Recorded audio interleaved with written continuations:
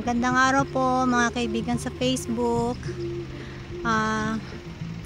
Nais ko lang po nga i-share sa mga kaibigan ko yung pong puno ng edamame.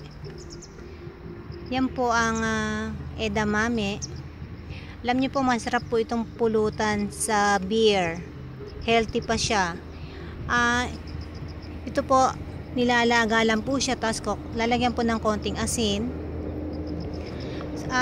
Alam niyo po, nung umuwi po ako ng Pilipinas, nung meron kaming kinainan sa Marina, Makati, meron po silang edamame sa Pinas eh.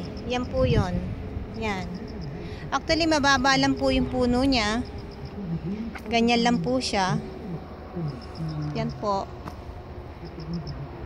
Ito po sa ilalim, marami siya, oh, yan. Yan.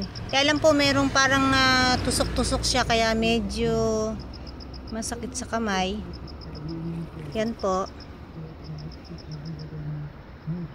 Yun pa. Nakikibideo lang po ako dito sa may-ari ng taniman ng edamame. Yan po. Yan.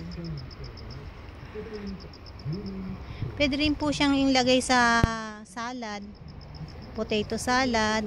Ihalo po siya. Tingnan po natin ang malapitan. Yan. Yan po. Masarap po yan. Okay, maraming pong salamat. Thank you for watching.